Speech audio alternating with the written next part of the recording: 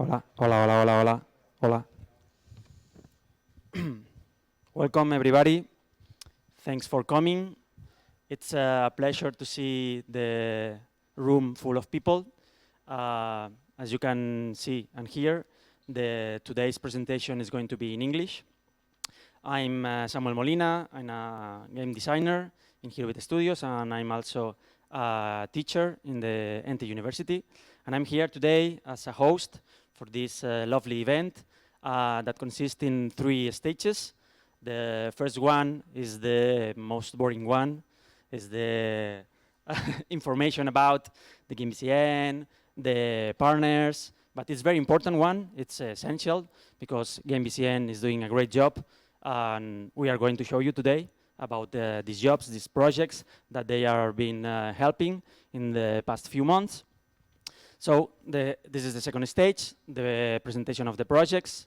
And the third stage is going to be the feedback of the panel of experts we have today, people from the games industry, that they are going to give feedback, notes, opinion about the projects of the video game projects we have today. So this is basically our menu today. Please mute your phones, but feel free to take pictures today. As I said, we are going to start with the presentation of GameBCN and other partners. And for that, we are going to have a video of Simon Lee, the director of founder of GameBCN. Hello everyone. Unfortunately today I cannot be there with you on such a special day. First of all, I would like to thank ITEC and ICUP to make this program possible, and also thank Social Point for giving support to GameBCN this year. From Peninsula, we are so happy and proud of this 4th edition, a remarkable consolidation of the program that started 5 years ago. Some relevant metrics are 26 teams incubated so far, 11 publishing agreements signed, more than 2 million euros raised, and almost 100 jobs created from scratch, and a 70% survival ratio. The program has evolved, adapting our incubation methodology and carefully selecting and curating mentors, trainers, and professionals in order to positively impact the teams by improving their production processes and providing them with a business mindset. But not just that. The key to success is due to every single one of the members of each team, powered up by their passion, ambition, and attitude. We are host in Canodrum, a signature building owned by the City Council of Barcelona and managed by Peninsula. We are also part of the Barcelona Tech City family as Digital Culture and Games Intercampus Initiative, an incredible project that consists in empowering several hubs concerning different verticals in the digital business around the city. There's still a lot of work to do and to improve, but I'm sure that with the help of our partners and promoters, we can become a reference program in Europe. So thanks so much for being here with us. Now, Oscar, GameBCN Program Manager, will explain you how we have been working side by side with the teams during the last month here at Canodrum. Thanks so much. Oscar?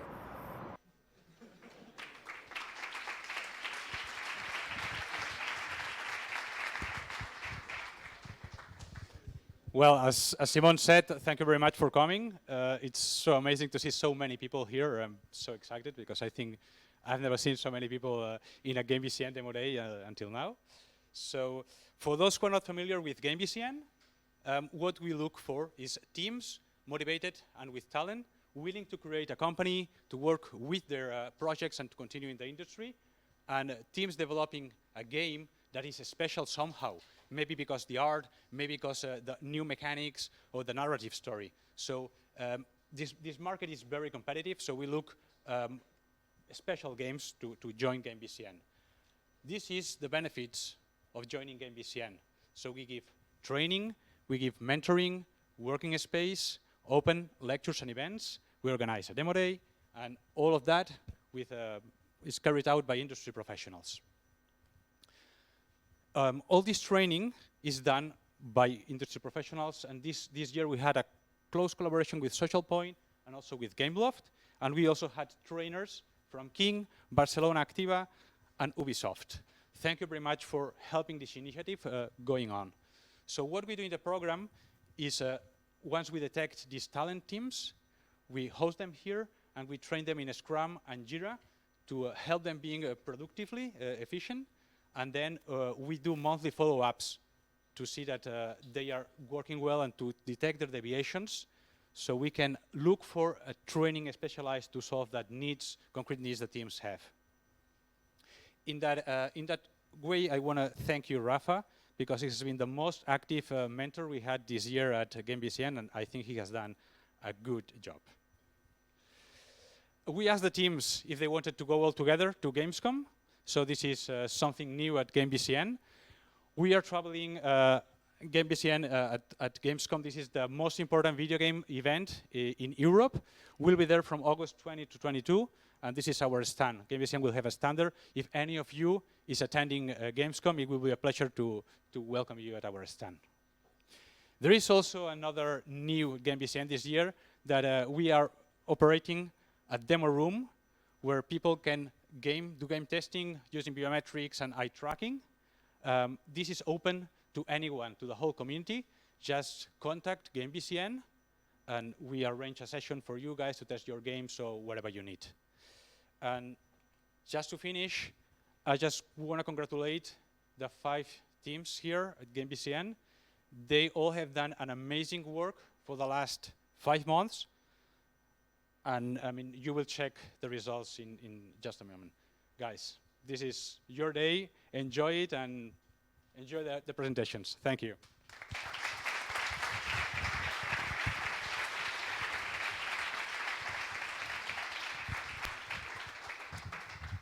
Okay, so you know already about GameBCN if you didn't know about it. I encourage you to apply for next year if you think that you have an interesting project, video game project. They are going to be very helpful, and I can say in first hand because I have been collaborating with them since the first year. So we have 5 teams, 5 presentations, but before, as I already said, we are going to introduce the panel of experts, the typical panel of white men that is in the video game industry. People that know very much about the industry, and they are going to give feedback to the projects afterwards. So first, we have Enrique Sousa, lead game designer at Social Point, here at the bottom. Then we have Dani Candil, art director at THQ, and Rafa Bernabé, game economic designer. Please, applause for them.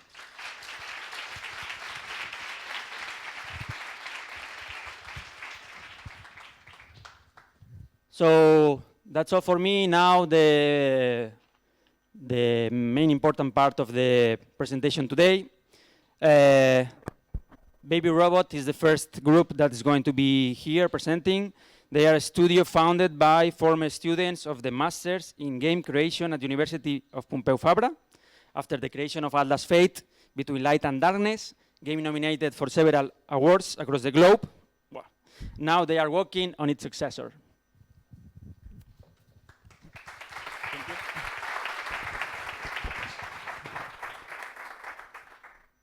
Hello everyone, my name is Alex, and I'm going to talk about the game we are developing here at GameBCN, Project Atlas. In Project Atlas, you will become a stealth secret agent with ancestral shadow powers in a cyberpunk world. But first, before talking about the game, let me introduce our team. We are Baby Robot Games. At the moment, we are 3 programmers and 2 artists. Although, well, as a small indie team, our roles are actually this. And we all come from the same master. In that master, we developed this game, Atlasus Fate. Atlasus Fate is a third-person stealth game where you take control of a mercenary with the ability to merge with the shadows and move freely through them. It was developed in 9 months using a custom engine made by us from scratch, and the main idea behind the game was to combine typical stealth games with Splatoon for the shadow movement. So we finished the game, we uploaded it, and this was the result. At the moment, we have more than 10,000 downloads, several nominations, and an honorable mention at the IEI this year. When we saw this, we were like, wow, this truly has potential. We have to make a game from this. So we took all the good things that we made, we took all the mistakes we made and fixed them, that were a lot, and we applied for GameBCN. So here we are. But now, let's talk about the game. In the game, you will experience stealth and shadows combined together in a way never seen before. Traditionally, stealth games have played a lot with the idea of encouraging the player to hide in the shadows so other enemies will not see you. But we wanted to take that a step further by letting you literally become one with the shadows.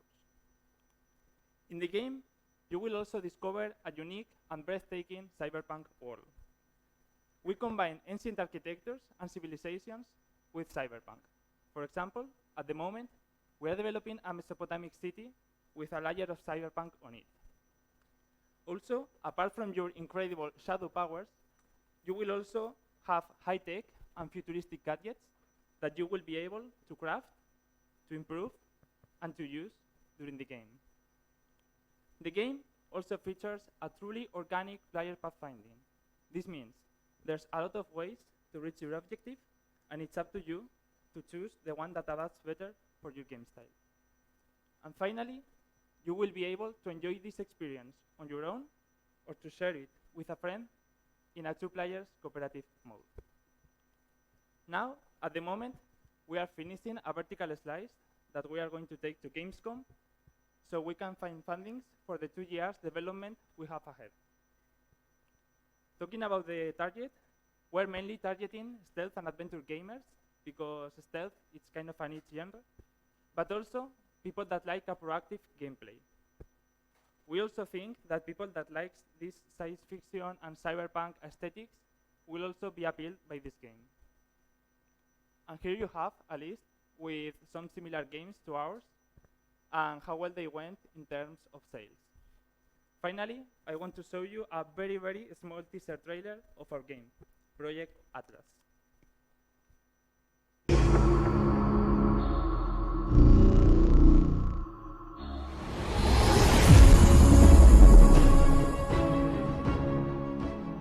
So, thank you very much.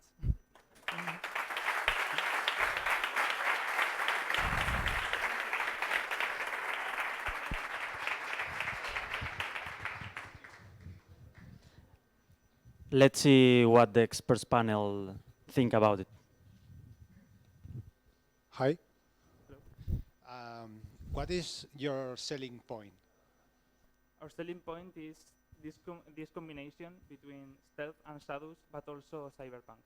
For example, with the abilities of the player, the main characteristic is that she can merge in the shadows and move through them, which means she can climb up walls, she can pass through objects, she can merge the bodies of the enemies into the shadows, but also combined with this layer of cyberpunk that, for example, allows to use some gadgets like the sonar to know where the enemies are, or a paralyzer that paralyzes the enemies. So it's this unique combination between these three aspects. And you think that this selling point is what makes your difference from your competitors? Yeah, we think so. Because the game feel is really different for other stealth games.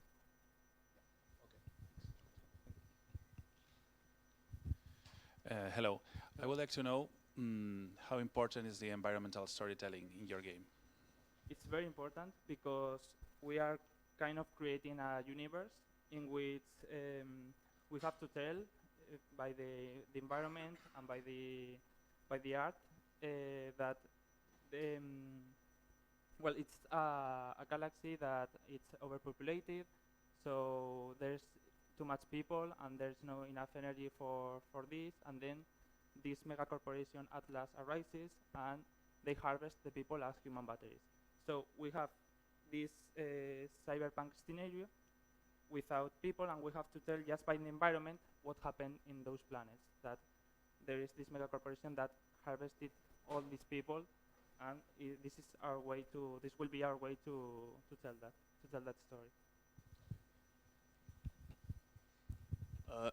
Hey, so as I understood, like your focus in terms of gameplay is player agency and systemic game. It's systemic systems design, I guess. So you're going to have multiple elements and interact with each other to create meaningful situations for players. That's your overall goal. Not with the objects, Yep. because the environment is kind of static. Yep. There's no objects that you will be able to use. But yeah, it's a semi-open world, Mhm. which there is a lot of ways to go. One more aggressive way, one more puzzle way, Yep. one more related to the exploration of the map. It would be this kind of experience. Yeah, so my main question was if it's you envision it more as a linear experience or more as an open-ended experience. Do you think that the way the player plays will impact the outcome of the game and the outcome of the story, or do you think it's going to be a more linear experience where you give some freedom for the player to experiment? In terms of experience, it would be pretty linear. Okay. The story is what it is, Mhm. and but the way to approach and to reach the objective, it's what will depend on the player. So, for example, there will be gameplays that are going to be really different from one player to another, Mhm. but the story would be the same. Perfect. Thank you. Wait. Thank you very much.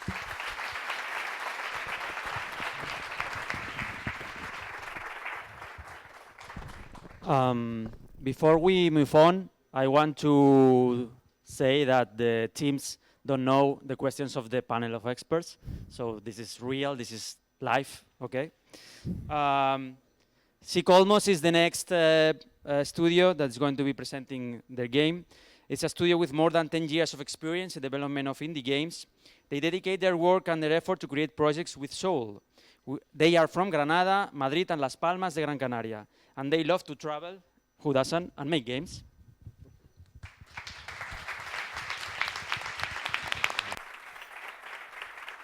Thank you. Hello, everybody. I am Jorge Garcia from Colmos. Welcome to Oniria. Have you ever dreamed with someone or with something, and when you woke up, you realized that maybe that person has dreamed the same as you? This is the key concept behind Oniria Crimes.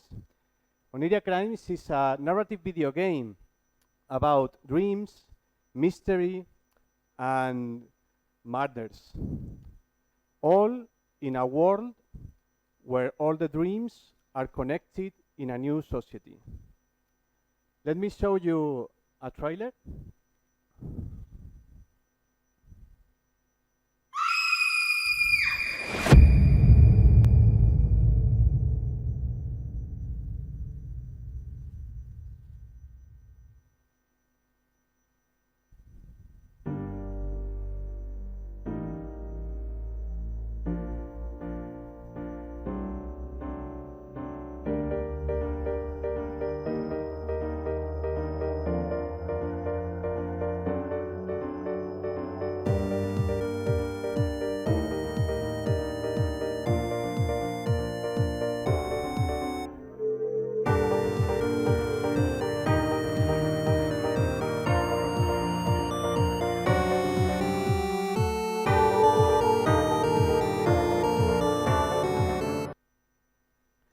As you can see,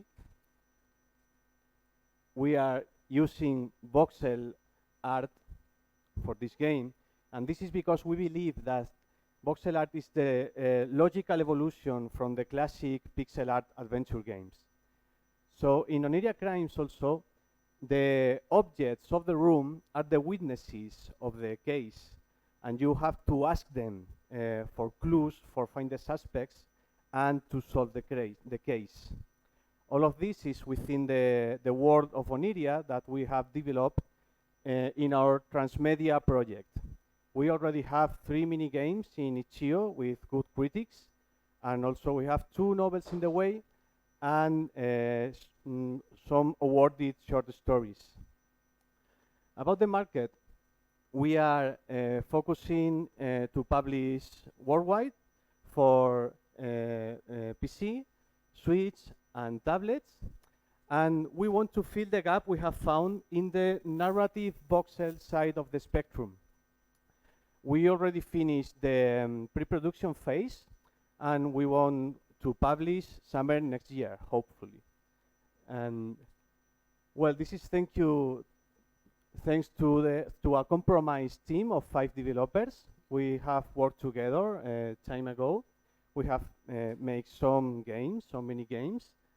And now we want to grow and want to offer partnership opportunities, because we are looking for partnership with publishers and funding also. So let's dream together. Thank you very much.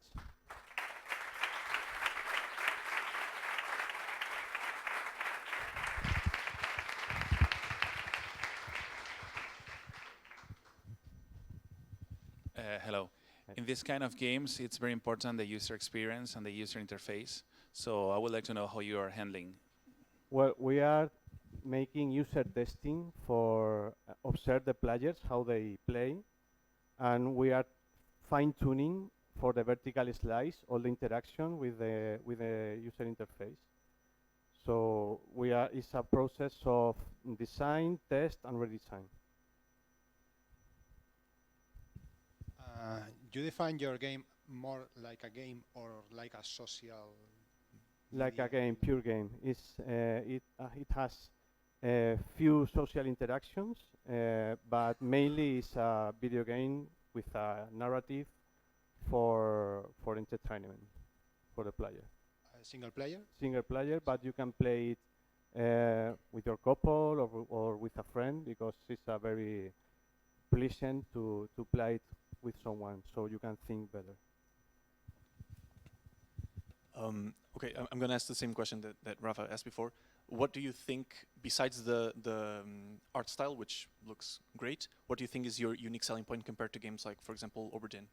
A part of the art style, the main focus is that the objects of the room are the witnesses of the case. So you are talking with the objects, and each scenario is full of objects that you have to find, to interact with them, and to solve the Puzzle things of the ends. Yes. Okay, awesome. Thanks. Thank you. Thank you.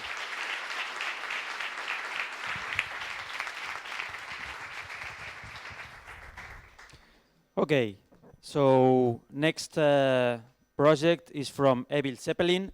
Evil Zeppelin is a small and ambitious mobile games studio based in Barcelona in a mission to take RPG games for mobile devices to the next level.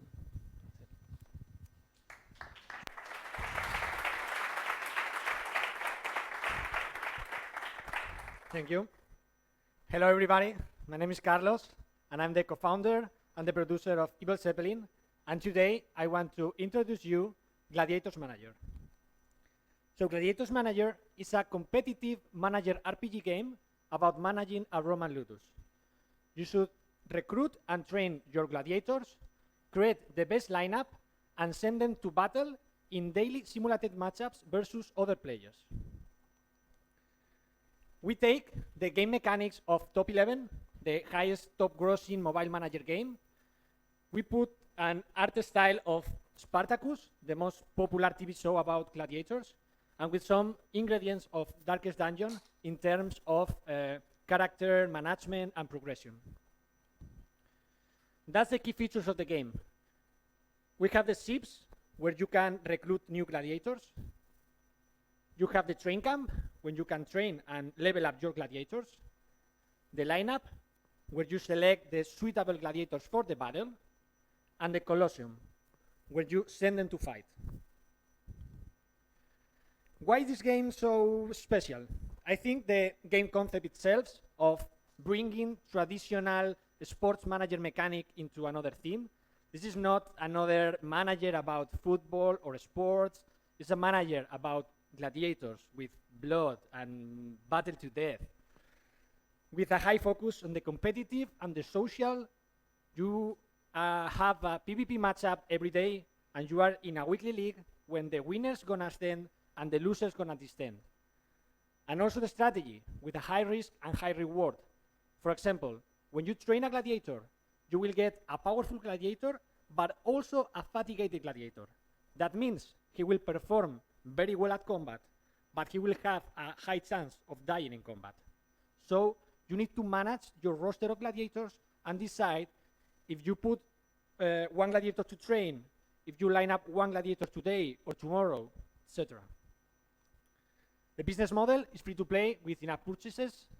You can spend soft and hard currency with real money, and you can spend those currencies paying the cost of the training, accelerating the time of the training, and improving the gacha system in order to get better gladiators from the ships.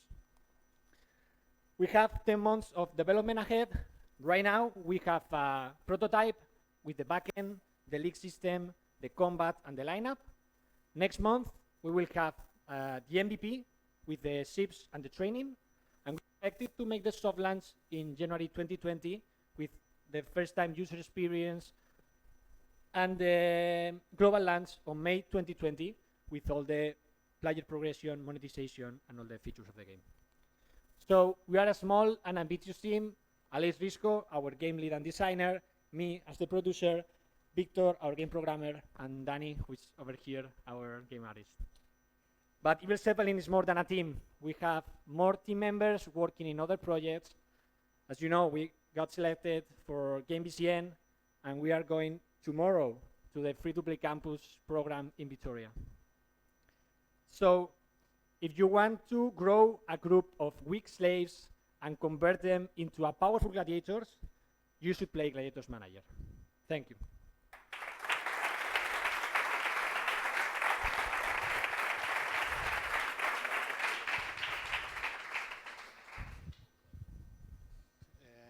How much users do you expect to have on during the soft launch phase? For validating the soft launch, Yeah. I think between 5,000 to 10,000. I think we can get the KPIs in order to validate the concept. And how much money do you expect to need to reach this volume of users? Yeah. How much For paying? investment? Yeah. Yeah, more or less from $2 to $4 per user, more or less. Maybe we will make a first test in tier 4 countries and expected to pay, I don't know, 20 cents. But yeah, for the monetization validating, yeah, maybe $3-4 per user we will need to spend. Okay, so you're entering a very competitive space in mobile, which is RPGs. I like your unique selling point. I think it's very interesting. Thank you. But I would like to know, who do you see as your main competitors, and how do you plan on innovating and differentiating yourself from them? Yeah, that's a point we need to validate, because there are not many manager games with a theme that it's not an sport theme. Mm-hmm. So I don't know. I think our players would be players who like to play sport manager game, but maybe they are bored to play in that theme. So I don't know. I think our player is more a manager player than an RPG player. Okay. I think we are more in the manager side, or the maybe AFK Arena is more RPG, and we are more in the manager side. But yeah, because that's exactly right. Like in my view, you're competing with games like AFK, Idle Heroes, Tap Tap Heroes, and stuff like that. So even though you are differentiating yourself by being a manager game, you're still competing on the RPG space. So expect super high CPIs and stuff like that. So acquiring the 5K users that you need to validate your concept will be extremely expensive. Do you have any overall strategy for that? yeah, that's the other point, that why we go for this art style, because we think this could be a good niche for us, and well, but yeah, the team has the same questions, and we want to test this concept of bringing manager mechanics into another theme, and well, we saw that maybe the Gladiators team could fit good with this project. So well, let's see the next month. Okay, awesome. Thanks. Thank you. No, not yet, not yet. Falta una. Well, this is about the Gladiator theme, okay? I want to know why. I mean, choosing a theme is not an irrelevant thing, it's a very important thing. And I want to know if this is it's become from a market study or something, or it's only because you love gladiators. I mean, why? No, well, we started this project with another theme, with a medieval fantasy theme, and talking to Rafa, we decided to leave this space because, as you said, all the high companies are in this medieval fantasy RPG space. So we decided go for a niche, and well, we still didn't make some Facebook test in order to validate the concept, but we expected to do next month and start making user acquisition tests in order to validate this art style. Thank you. Thank you.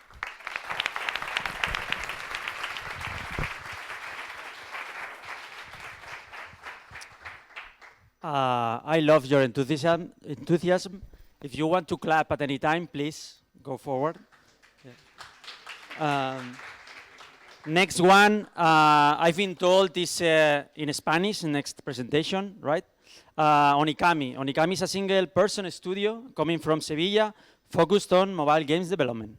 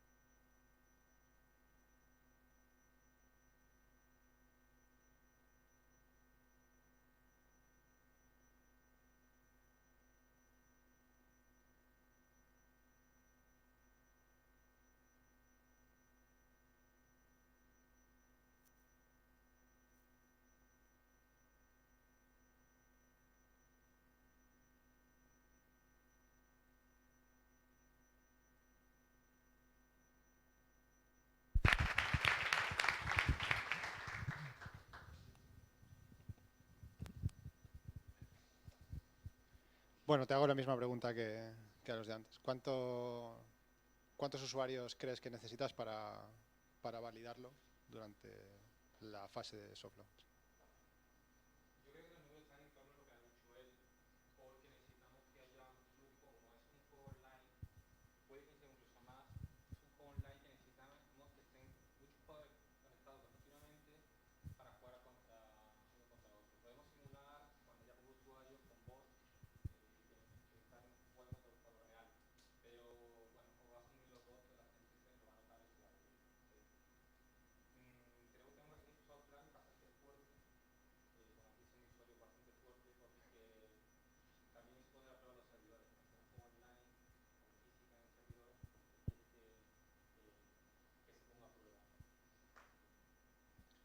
Sí, bueno, eso sería más un technical soft launch, ¿no? O sea, para poner a prueba. Yo me refiero a la economía, ¿no? A validar que el juego funciona a nivel de economía. ¿Cuántos necesitarías? No, lo mismo. O sea, es que yo creo que necesitas muchos más.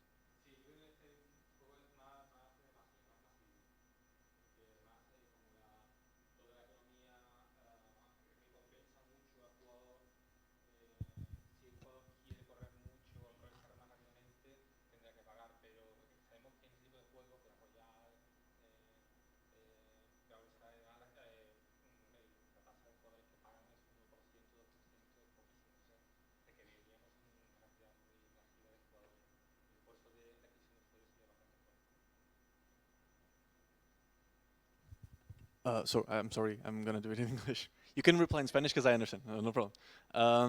So yeah, the same question as before, like, who do you see as your main competitors? And with a summer launch of 2020, how do you think the mobile landscape will evolve until then? And if you launch it on summer 2020, do you think you'll still be fresh and new for that kind of market that we'll see in 1 year? ¿Otra vez? Intentaré en español. ¿Cómo ves el mercado en un año, en el verano de 2020? ¿Y quién ves como tus principales concurrentes? Competidores, perdón. Sí, es eso.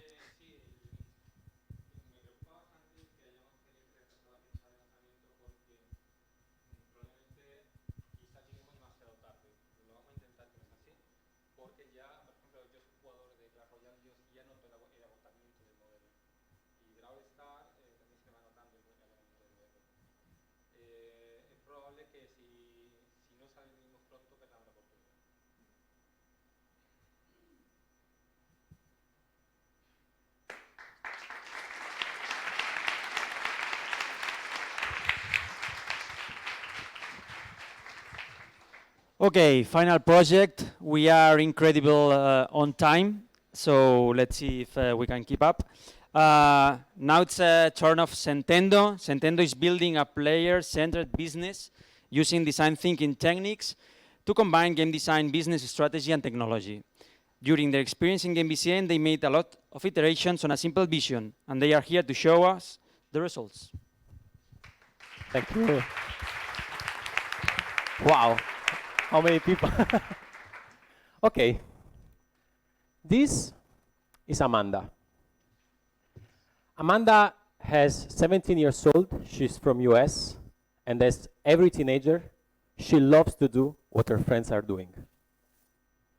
In order to be good at that, Amanda uses social network apps like Snapchat, Instagram, Facebook, WhatsApp to share her feelings, to spy on lives of her friends, and to chat with them.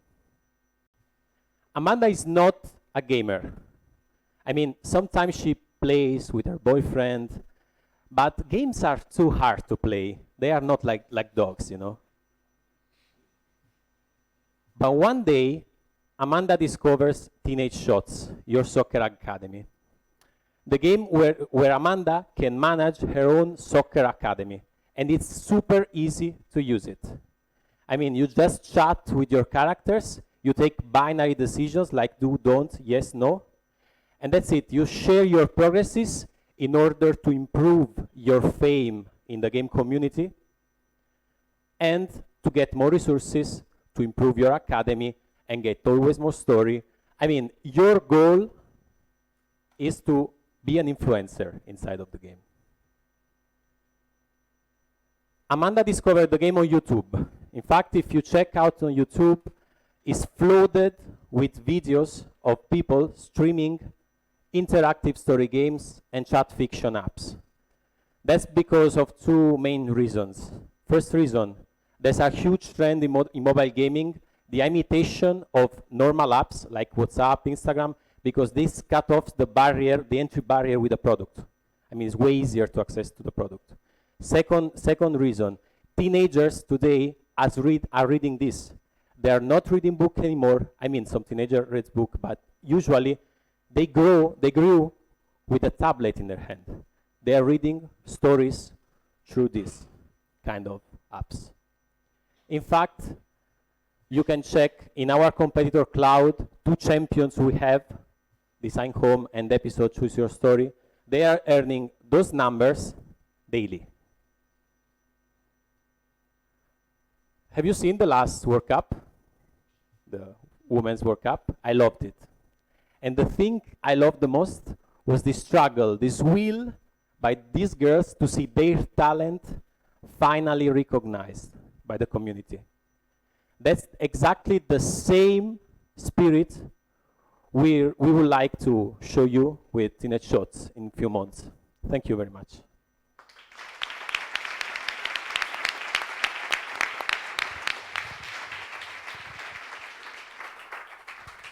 And when do you plan to launch the first playable version of Teenage Shots? And are you afraid that this whole concept will be too strange or too old to the people? Too old? I don't think it's old. I don't know. Now I'm starting to be scared now that you tell me, but no, I don't think it's too old. Our plan, according to the resources we will have, is to have a soft launch just to measure day 1, day 3 retention, just this, between November and January, between November this year and January 2020. But we will see according to the money we can get and stuff like this. That's the... So I hate to be the asshole, but my question is, how is your monetization strategy? How do you plan to monetize the game? We have 2 kind of revenue streams planned. One, we will have like an infinite scrolling feed, and this means ads, of course, ads opportunity. And 2, we will have virtual currency, and you will use the virtual currency basically for 3 things. Buy items to edit your shots, which will give you bonuses and stuff like this. Premium choices, and rewind, because the choice give you trades points to collect cards and stuff like this. So if you don't like the result of your choices, you can rewind the story paying. Those are basically the... Okay, thanks. Yeah, same question. Soft launch. Yeah. How many users? We haven't seen this yet. We are now developing, and then according to the budget also, because I made the test personally, and I saw that more or less it cost me 80 cents to buy a user, okay, my kind of target. So according to the budget we have, we will make tests, and we have not studied yet this kind of things. Okay, and which is your target? You can define. We have your target. 3 main targets. One is teenagers which never played a video game. Okay, teenager will play, and then we have like people who plays this kind of interactive story games already. What? Sorry? See, mostly girls. Mostly girls. Yes. Yes. Thank you.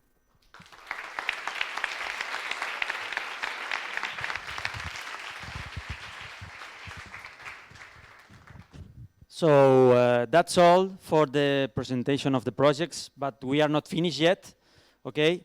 Last but not least, we have Marisol López. Marisol López is head of l'àrea de cultura digital de l'ISEC, and she's going to give us some inputs and information about the Catalan video game industry. Please, an applause. Hi. it's kind of funny we here speaking English, no, for me, because I don't know, you are like my family, no. So, but Oscar said that it was better in English, so I will try to split. I think that it's important for you to know better where you're working, no? How is the ecosystem here in Catalonia according to video games? So we had some facts and figures, and I wanted to share them with you. So, so you are here. No? This is your picture. Huh? How you have grown on these years, with all the good and bad things that means. That means that you have to work really seriously, because we want this boxes, no? More boxes every year, so we want to see you every year here. The problem with women in the video games industry is a problem here too. We made this comparison with other countries, so it's not only a Catalan problem, we know, but women, we have to be part of this industry, so we have to work for that, no? And all most of the industries are really, really young, so a lot of people are studying in the universities. We don't have yet the number of people studying on other kind of, cycles or other kind of studies. We want to do it for next year, but as you see, there are a lot of people that are coming out from the universities very well formed with a lot of information and with some of them with very, very good games that they have worked in the university. So there's a lot of competitor for you, but I think that the general level will be good. We had some new information about players. So the difference between men and women playing video games in Catalonia is really small. They are not. We thought that it was going to be very different, not, and something that is very normal. That is, we are buying more in digital than in physical, and this is a trend that it's becoming bigger every year. So this is ISEC. You already know us, what we do. We work with GameBCN, no, since the beginning. We are working now. We are beginning to work on Nice One Barcelona. That is the new name for Barcelona Games World. We'll have, I think that we'll send you some information in September, October, for being part of that. And we have all these tools for helping you to go abroad, to have your first video game, or to create your startup, or if you are a middle enterprise to, work better and have some money in Europe. Or so we are here to help you. Call us, send us an email. We are here for that. Thank you.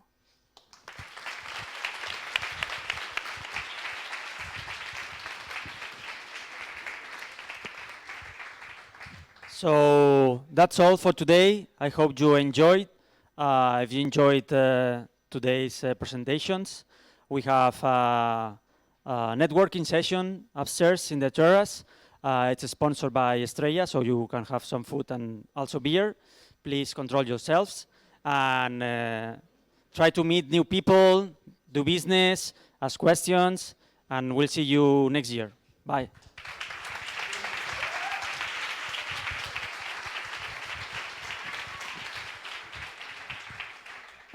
Please, the jury members, well, the panel experts and the teams come here to, to take a picture all together.